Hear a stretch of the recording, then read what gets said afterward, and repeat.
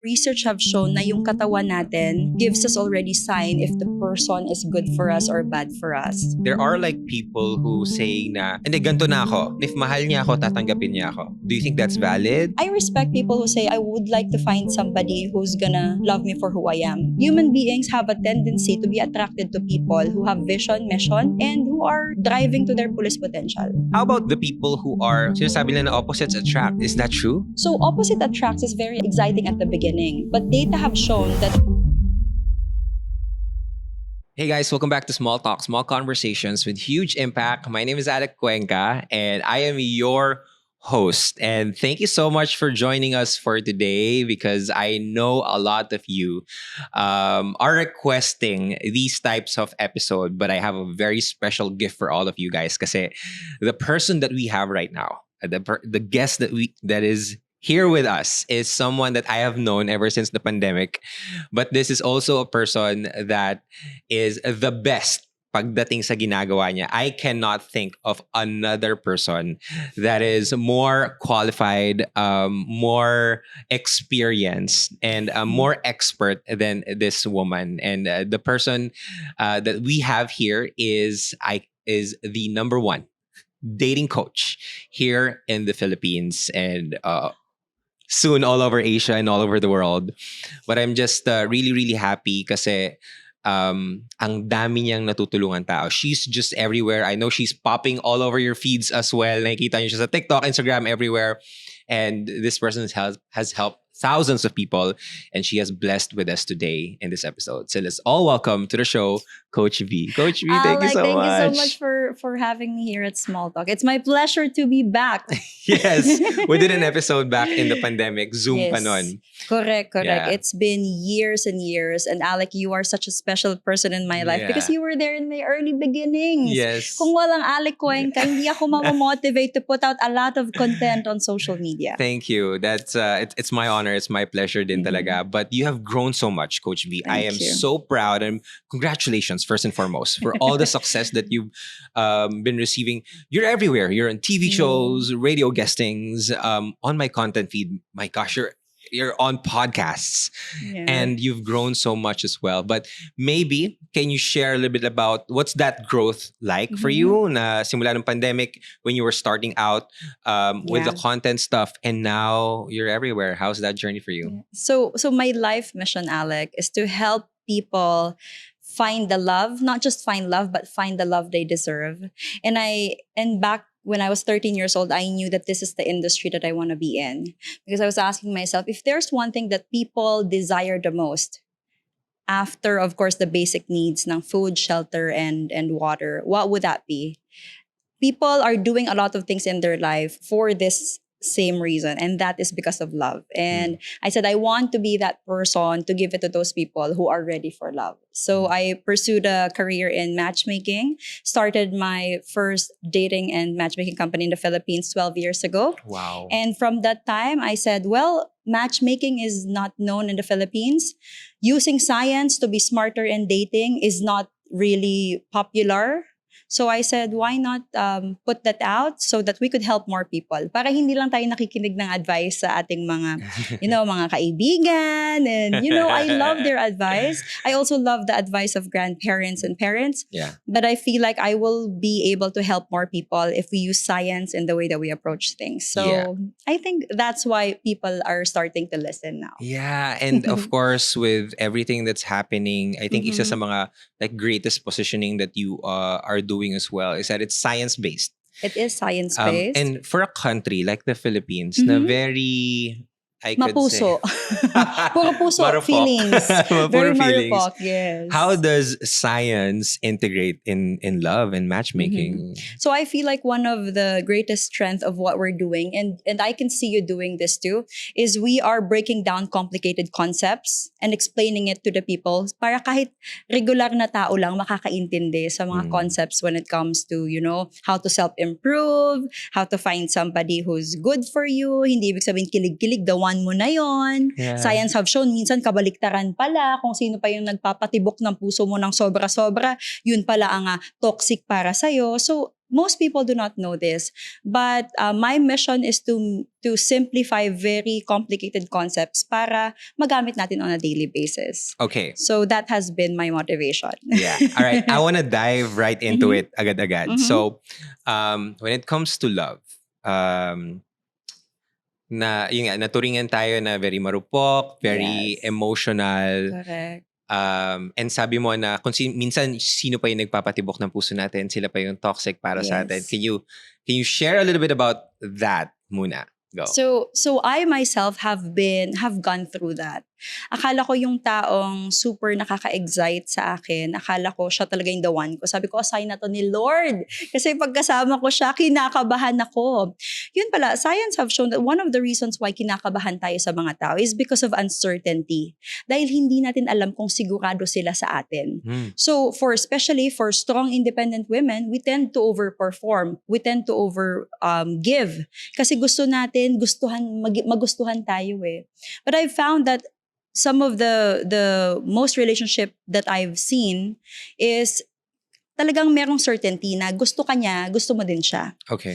Pero kaya pala natin na-feel yung nervousness kasi hindi mo alam kung nice siya sa'yo today, tapos bukas ayaw ka na niya. So it's very, kumbaga yung volatility is not good for relationship. The predictor of strong and long relationship is emotional safety. That means, dapat ikaw, ako, marunong tayong mag-regulate ng feelings natin. Regulation of feelings, ibig sabihin, when I'm triggered, I can yell at you, I can tell all your negative traits, but since I am adult and I know how to regulate my feelings, I'm gonna keep that to myself. I'm gonna step out and process my feelings and not blame na I'm feeling jealous, it's because of you. Maybe you're feeling jealous because the situation is triggering some of your mga childhood experience. So that's why it makes a successful relationship, because it's less about blaming your partner but more on like looking within, na baka kasi insecure talaga ako, hindi naman talaga cheater yung partner ko. Yeah. And oh my gosh, that hits a lot of buttons for our audience as well. But something that maybe I'm curious of is the approach that you're saying is na when you want to be in a good relationship, you gotta look within. You gotta look within. If you're jealous, it's not about the other person. It's not about blaming the other person, but it's all about looking within. In finding your love, how important is the fact that it needs to come from you and it needs to be coming from within? Right. So I'm saying from within because you know what, Alec, research have shown na yung katawan natin gives us already sign if the person is good for us or bad for us. That's why it's not 100% our fault. Like there are really partners who are, narcissists, toxic, chronic cheaters. But if you are subscribed to your body, if you are subscribed to your subconscious, mararamdaman mo eh. An example would be, if you have a friend or a partner or a person na nililigawan or manliligaw, na every time kasama mo sila, parang feeling mo bloated ka. Have you felt yung mga ganyan? Yeah, parang may something lang na you just don't feel, something heavy, or you just don't feel like you are yourself. So it could be that they are stressing your body, and there are things that we cannot explain with our words, but the body knows it. The brain knows it. So, posibleng kaya parang feeling mo pagkasama mo sila, you feel bloated kasi your body is holding onto so much water. Nasa survival mode kapag kasama sila. That means they're not bringing safety sa feelings mo. Samantalang yung ibang marurupok, ma-experience nila, oh my God, kinakabahan ako kasi ang hot-hot niya. Yun pala, nagpapanik na yung katawan mo. Your body's telling you na, girl, hindi yan yung the one mo. Umiwas ka dyan kasi marami kayo. Talaga? So, may mga signs. May mga signs. What are some obvious signs na, okay, etong taong to ay para sa akin? Okay, that's good. That's a good question. So again, I love referring to research because I feel like when I give a personal advice, that is an observation and an insight only from one person. But if you look at research, makakatulong siya kasi kahit Pinoy ka pa, AFAM ka pa, wherever you are coming in the world, meron talagang tendencies ang human being. So one of the signs that Dr. John Gottman, who is an expert in relationship, he is an American psychologist, studied love in relationship for over 40 years, buong buhay niya, kasama yung asawa niya. He said that love feels like home. So, hindi arte-arte yun na, he makes me feel calm. He makes me feel na parang, kalma lang, chill lang kami. Pero, ang iba kasi ini-interpret nila yun na ang boring niya. Yeah. Doon ako binibigyan ako ng kutob kasi exciting. Tapos, one day, iiyak ka kasi iniwan ka. Samantalang yung person who feels calm, who feels like home, who feels like, like drinking a hot chocolate on a Christmas evening, hindi mo, friend zone mo. Kasi feeling mo, ay, walang thrill. So, when people learn about this, dun sila nagiging aware na, ay, sana pala, nagbigay ako ng attention dun sa mas healthy yung epekto sa akin. Hindi yung nanginginig ako, na-excite ako, pero walang longevity, walang itatakbong mahaba yung relationship. Yeah. So, those are the just one of the many signs that you could actually look for. What I'm getting from that is your nervous system feels calm, yes, and at ease when you're with this person. But yes, a lot of people get attracted to the more exciting, volatile, somewhat toxic, maybe even, and it's a good joke running around social media, but it's real. It's happening. Why is it that some people they get attracted to things that are not gonna be good, or people that are not gonna be good for them? Why do you think that happens? So let me give you an example, Alec. If I grew up in a home na nakikita ko si mom and dad, they're yelling at each other, nagbabasagan ng plato, they're cursing at each other, tapos maya-maya nakita ko bati na sweet na magwe-weekend getaway na kami, then that feels like love. That's your definition of love. Up, down yung emotion. So growing up, when I meet somebody who's super calm, I feel like this is so boring, walang thrill. Because my definition of love is my definition when I was a child, na dapat may away para exciting ang make-up. So there's the childhood is a big part, but also the current environment that you are in. Are you friends with married people, or are you friends with people in a healthy relationship? Or usong-uso yung, hindi sila sasama sa night out kasi nag-away. Tapos next week, nandyan na naman. So we default to the familiar. So the smartest people are very aware of their familiar. So if it's a bad familiarity, if it was a bad environment growing up, we can divert from it instead of go for it like a bull na sumasalubong sa pulang tela. Did you have any people, and I'm sure you've coached a lot of people regarding this as well, pero if someone comes up to you and say, yun nga, di ko maintindihan. Okay, oo nga, na baka nga growing up, yan talaga yung napansin ko. But how do they break through from that? How do you coach people na, okay, stop doing that and do this instead? Yes. So when we coach men and women, first is we look at ano yung strength and weakness niya. Kapag siya yung babaeng naghahabol, nag-overgive, then we teach them strategies on, of course, self-respect, how to look at your worth, paano mo collect, di ba, yung collect evidences of success that you are desirable, so hindi ka naghahabol. Kasi the reason why naghahabol tayo, kasi feeling natin wala tayong ibang option. But if you know that you have options, hindi ka maghahabol, hello sila maghabol sa'yo. So, kapag nakita naman namin na nasobrahan naman sa confidence at yabang ni Kuya, meron din kasing ganun. Yes, we also need to ground and humble them para hindi sila kainisan during dates. So, it's really looking at your strength and weakness, and we need to balance it because we understand the psychology of choosing a mate, and we communicate that to you. Yeah. But there are also, that's a really good point. Thank you for pointing that out. Thank you. Ang naisip ko lang, there are like people who say na, hindi, ganito na ako. Ganito talaga ako. And if mahal niya ako, tatanggapin niya ako. Do you think that's valid, or do you think that's unhealthy? I mean, there is some sort of healthy portion of it, but when you look at our lifetime, we have very limited lifetime. Say, sabi natin 80, ikaw, paningin mo hanggang kailan ka mabubuhay, Alec? Ako gusto ko 100, pero average 85 daw. Sige. Average 85. So you are what? 1/3 of Yeah. that lifetime. So meron ka na lang, sabihin natin, we have 50 years left.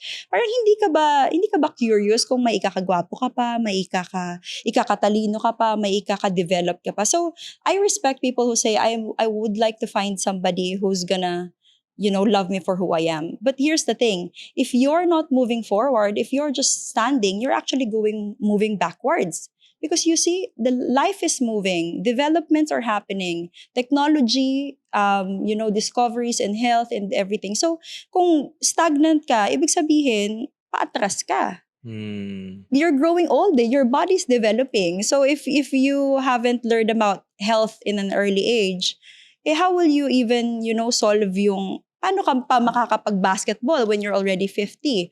So, my suggestion is be curious about your fullest potential. Kasi sayang, parang you were put here in this world na may mission. So, if you don't try to figure that out, it's a waste of opportunity. And human beings have a tendency to be attracted to people who have vision, mission, and who are, driving to their fullest potential.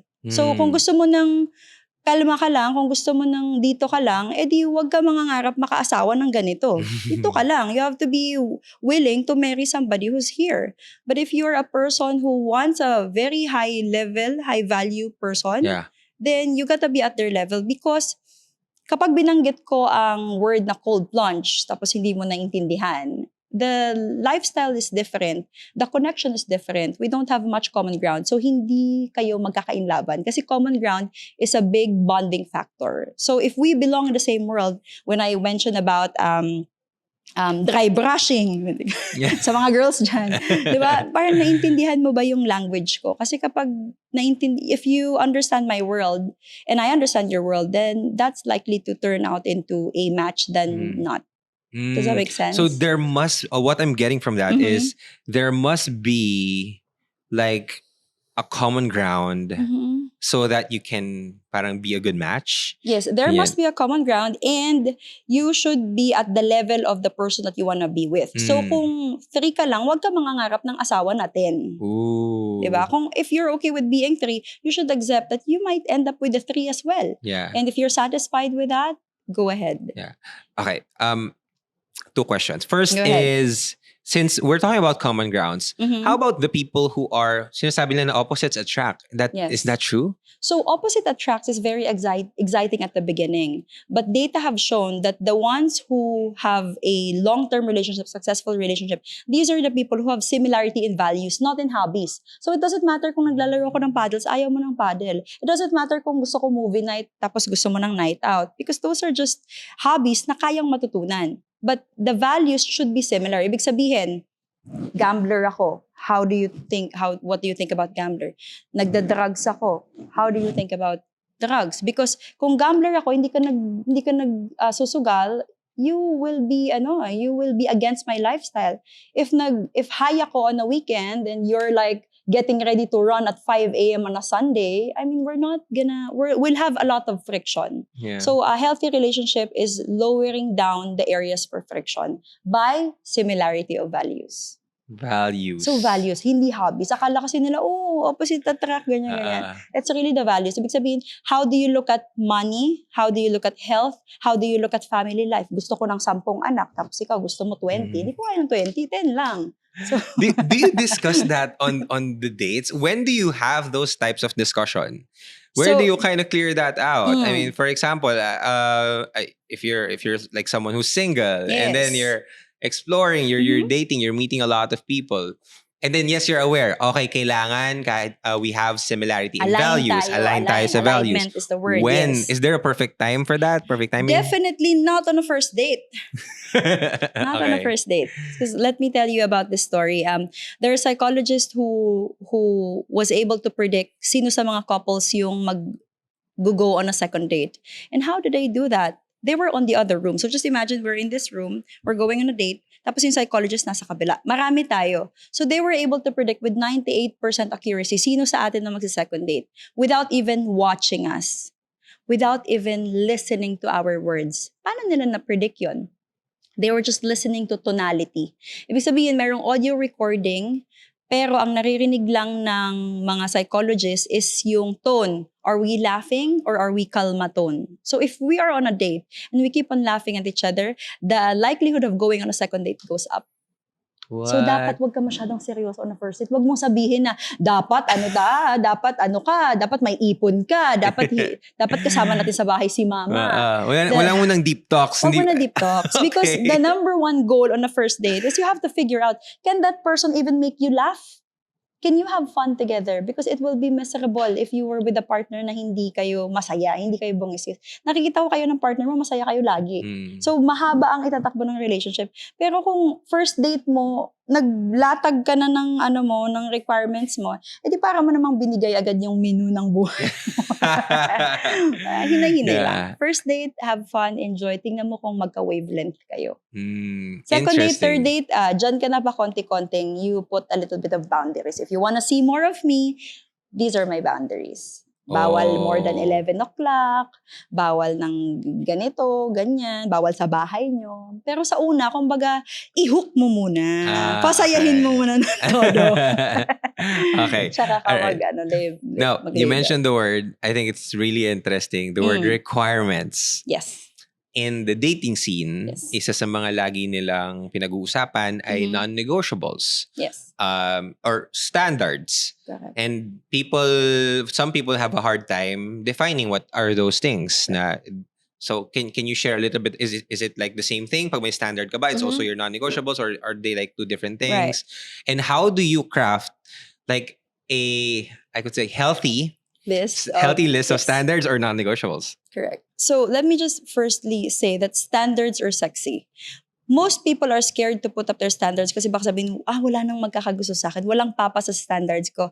Girl and guy, I've seen some of the most, successful, loving, provider mindset men in some of the countries, no? At nakikita ko, meron ng standards mo.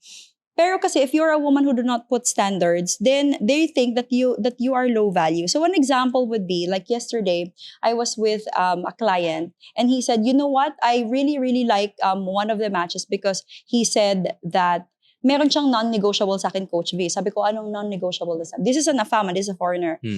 She said that if we develop a relationship, I will have to relocate to the Philippines because she will never leave her family. And I was like, anong mo dyan? What's your comment dyan? Something, you know what, I don't really see myself living in the Philippines but I really, really love her, so I'll make it work. Standards is sexy. So the right people, standards make the wrong people run away. Kasi some foreigners would say, why will I live in a third world country? Yeah. I'm in a first world country. I'm an American. But when the man is really in love with you, they will make it happen. Or if a woman is really in love with you, they will also make it flexible, make it work. Yeah. And so that's just an example of a standard in a non-negotiable. Pwede kasi magkaroon ka ng standard, gusto ko 6'2", gusto ko ganito yung trabaho, over 500K, yung sweldo. Those are standards. Pero standards sometimes nababali. Especially if you meet somebody that you really like. I've met somebody who's 5'8", but he's really amazing. Okay na. But when you talk about non-negotiable, and this is my personal non-negotiable. If a person haven't built anything for themselves, they will not get my respect.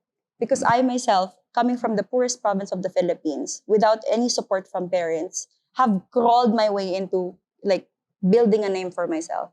So if you match me with a man na hindi nagsumikap, na hindi nag-hard work, na walang disiplina, he will never get my respect. And it's impossible to fall in love with a man that you don't respect.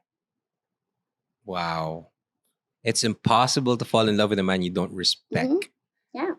And for women naman, the men, it's impossible for the men to fall in love to a woman that they do not admire. Ikaw nagustuhan mo yung girlfriend mo ngayon kasi meron kang trait or look or habit that you admire about her. That's why you have given your heart. So these are the basic rules that when men and women understand this, you're already 80% better than the daters out there. Respect and admiration. Okay. All right. Thank you. I have to unpack those. Those are really interesting points. Yeah. First is yung says non-negotiables and the standard. So Yeah, pag the difference you of can have- non-negotiable and standards. you can have a standard and you can have a non-negotiables, and standards are sexy. Standards are sexy. Okay, before I jump into the second one, Mhm. does kasi ngayon parang when we talk about standards, women Yeah. are the ones who are kind of clear with that. Uh-huh. Does it goes the same with men, or are parang hindi ko alam, parang for me at least on my group of friends, wala akong narinig na ito yung standard ko sa babae. Got you. Because Para- Alec, there's a reason why in matchmaking, in our matchmaking service, we are serving 90% males. Why? Because men are the easiest to find a match. Why? Ganito lang naman yung requirement ng men based on data based on research. Gusto ng agreeable na babae. Gusto ng youthful and playful yung vibe. Gusto niya ng loyal. Gusto niya ng somebody who's not gonna give them a headache. Somebody who's, like, did I mention agreeable? Alam mo yun, yung somebody who's flexible. And fifth, they just want a woman who's feminine. Once ang daming babaeng ganyan. So, hindi kami nahihirapan maghanap ng match sa mga foreigners and for men. Pero let's talk about the requirements of the babae. Dapat yung sweldo niya kapantay or mas mataas sa akin. Dapat yung height niya nasa 5'8" pataas. Kung foreigner pa, 6 pataas. Dapat ganito, ganyan. Ay, nahirapan kami ba? Sobrang hirap. Kasi multiple layer ang gusto ng babae. Yeah. Sa men, we feel like it's very easy to find you somebody because I think as long as they're physically attractive, and I don't want women to be na inaaway yung mga lalaki kasi mahilig sa maganda. Men have 60% more visual neurons. So mahilig talaga kayo sa cute, sa attractive. Because you receive a lot of information through visual. Okay. You are built biologically like that. So I don't judge you because I understand the science behind it. So for women, instead of attacking that, gusto nyo lang naman maganda, sexy, ask why. Why? And if you can look better, be fitter, why not? Because if you're more attractive, you get offered better job opportunities, you get offered higher salaries, and these are backed by research. So why stay the same if you could develop? Yeah. Why stay the same if, just commitment ng 5 to 10 minutes na sayaw every morning will have tremendous effect in your body and in your femininity? Why not? Yeah. So those are just some of the things. That's why tinanong mo ako na may standards ang lalaki meron. Kailangan nila maganda, fit, at pabebe. Okay, honest question. Isn't that like a double standards thing? Or, I don't know, wouldn't people find it offensive na parang ang mga lalaki mababa ang standard or parang visual lang ang gusto, and ang mga babae maraming gusto, and that be okay? Yeah.